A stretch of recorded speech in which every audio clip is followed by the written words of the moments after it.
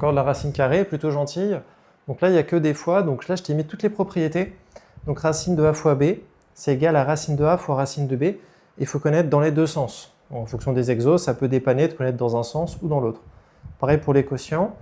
Et quand c'est une addition, attention, racine de a plus racine de b, c'est différent de racine de a plus b la plupart du temps. Ça peut arriver, mais c'est une coïncidence.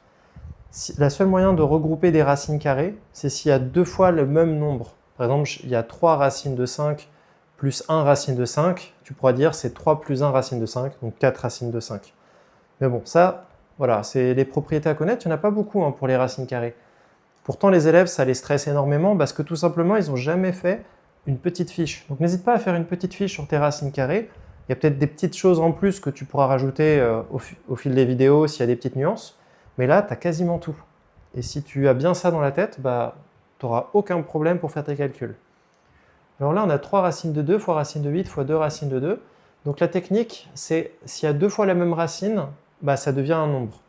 Racine de 2 fois racine de 2, ça fait 2. Racine de 8, c'est un peu moche, mais on pourrait se dire racine de 8, c'est comme racine de 4 fois 2. Et donc là, on sera beaucoup mieux, donc on va essayer de faire ça.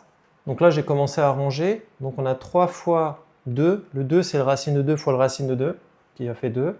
Racine de 8, c'est racine de 4 fois 2 fois 2. Donc là, on a 3 fois 2, 6, fois 2, 12. On a 12. Racine de 4 fois 2, donc ça fait 12 racine de 4 fois racine de 2.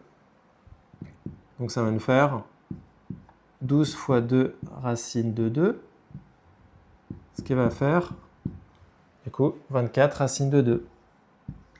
Donc là, rien de très compliqué.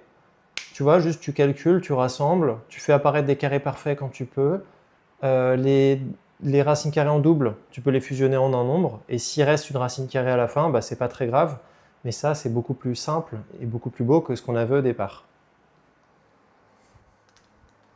Allez, abonne-toi et on se retrouve dans la prochaine vidéo.